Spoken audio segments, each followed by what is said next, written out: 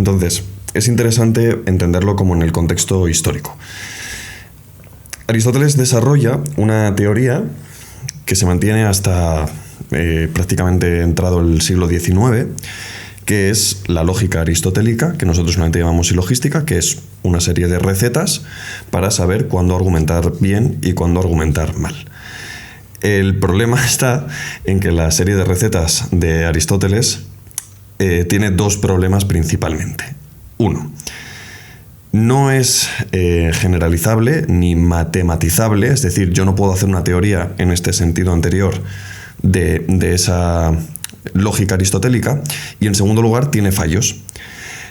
La teoría aristotélica se basa principalmente en la distinción sujeto-predicado como fundamental.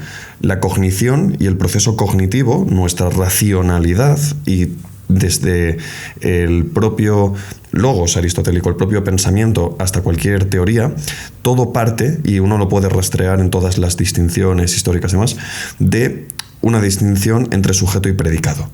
Hay un sujeto y un predicado como punto cero, como básico, que se asume. De hecho, Aristóteles nunca lo justifica y nunca lo explicita porque no hace falta hacerlo.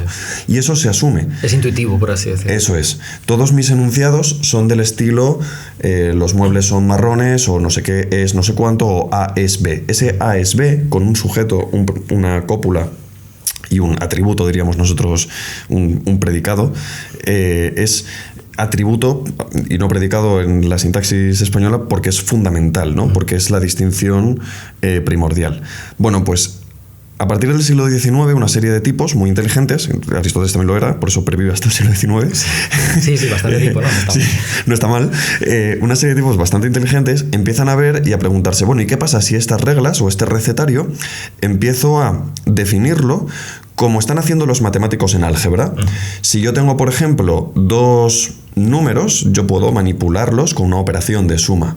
Bueno, y si yo tengo dos pensamientos, yo también voy a realizar ciertas operaciones con ellos, ¿no? Entonces empiezan a intentar matematizar o abordar desde una perspectiva matemática este recetario aristotélico, y se dan cuenta de que en ciertos puntos falla. Pero no porque quieran matematizar la lógica, que este es el punto crucial, sino porque quieren fundamentar la matemática. En la lógica. En la lógica. Claro, ese es el debate. Que es filosofía. Eso es. Ese es el punto crucial. Muchas veces se dice, no, esta gente intenta matematizar todo. Es como, no, al revés. Intentan fundamentar.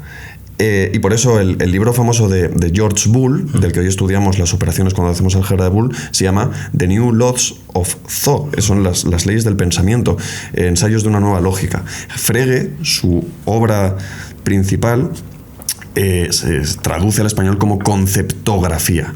Es decir, lo que estamos trabajando en lógica es un álgebra en el que empezamos a analizar las operaciones fundamentales de la racionalidad. Con las herramientas de la matemática, por así decirlo. Eso es. Y mezclando, todavía son, o sea, esta gente de finales del 19, principios del 20, son muy kantianos, en el sentido de que están pegados todavía a la teoría de Kant de pensar en una arquitectura de la razón pura, en pensar que nosotros realizamos operaciones fundamentales a nivel racional que sí que podemos expresar. Que, por ejemplo, yo puedo hablar de un mueble es blanco, por ejemplo, y ahí entran en juego, en ese enunciado en español, una serie de problemas de relativismo lingüístico y cultural, porque pues a lo mejor no existe una traducción perfecta. O la palabra marrón. O la palabra marrón, eso es.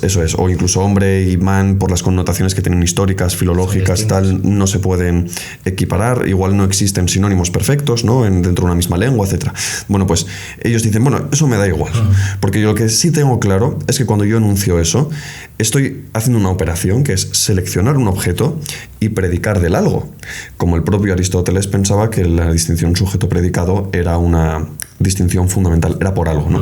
Y esa operación del pensamiento es la que yo voy a analizar en la lógica, y es con la que a partir de la cual voy a crear un modelo. Esto es un poco más técnico, pero bueno, para quien le Si interese. puedo recapitular para Sí. las 6 personas que nos escuchan. Sí. La idea es que hemos mencionado a Frege y a Boole. Frege, sobre todo, es el sucesor al trono de Aristóteles, por así decirlo, en la historia de la lógica, ¿no? La idea es. Dime a ver si lo entiendo, lo voy a simplificar de manera salvaje, pero la idea es, estamos hablando de las relaciones entre lógica y matemática, por así decir, Eso que es. eran dos ciencias que no estaban necesariamente conectadas de manera tan Eso es. evidente, ¿no? No, claro. Y la idea es que la lógica es una serie de operaciones fundamentales de la razón humana que existen independientemente de cualquier otra cosa, de su concretización en una operación. Estoy hablando del paradigma kantiano, más Sí, o menos, sí, ¿no? Que claro, una serie claro. de Sí, para leyes. esta gente sí es eso. Manuel Kant no tiene esta idea de que la mente proyecta una serie de Eso categorías sobre los datos de los sentidos y podemos conocer a partir de esa síntesis, ¿no? Que se produce entre Eso es. las categorías de la razón. Y entonces, tal y como lo entiendo yo, a lo mejor me equivoco, pero mi idea es que hay un primer proyecto de reducir la aritmética, aparte de la matemática que se dedica a los números, a la lógica, y que ese proyecto fracasa a fundamentar la aritmética en la lógica. Eso es. Y lo que a mí me interesa, que es hacia donde vamos, es que lo que acaba ocurriendo es lo contrario. El giro copernicano de Eso decir, es. el pensamiento de hecho es reducible a la aritmética, a Eso lo es. computable, a los números, ¿no? Eso es. Que es donde empieza la inteligencia Claro, artificial. eso es. Ese es el punto irónico. O sea, el punto y a nivel histórico, por resumirlo mucho, Sí. es muy curioso ver cómo hay unos señores kantianos, ¿no? Bueno, hegelianos, ¿no? Para que están convencidos de que en la crítica de la razón pura y en la lógica hegeliana uno tiene el mapa de cómo funciona la racionalidad humana en general. Y ese es el mapa que nos ha de guiar. Y ese mapa asume la lógica aristotélica. Como unos señores empiezan a ver que esa lógica aristotélica no me está sirviendo para poder definir cosas raras que están pasando en matemáticas y en física, y entonces cómo la van modificando, y según la van modificando se van alejando más hasta que de pronto rompen con la distinción sujeto-predicado como fundamental, la sustituyen por otra, y eso obliga a renunciar a gran parte del edificio kantiano. Y entonces dicen, bueno, esto está bien, porque lo que estamos haciendo es topar con el modo más abstracto y más general del razonar en sí, de los conceptos puros, de la abstracción de la abstracción de la abstracción de la abstracción. No ya la matemática y la teoría esta que tenía antes con el modelo y tal, sino las reglas que rigen cómo yo construyo eso, ¿no? Sí. Y de pronto, en ese ejercicio, donde hay un boom y de pronto pues todo parece que se puede reducir a... Surgen los proyectos de fundamentación de la aritmética. No todos escriben una fundamentación de la aritmética. Husserl escribe una fundamentación de la aritmética, Frege escribe una. Todo el mundo está escribiendo ese ejercicio de fundamentar, de reducirlo a todas esas leyes de la lógica. Llegan una serie de problemas que capan el proyecto por completo y que concluyen que en contra de todo lo esperable, que hay límites dentro de las teorías que nosotros podemos desarrollar en base a esas reglas, y que los límites están definidos por esas propias reglas, es decir, no podemos huir de ellos.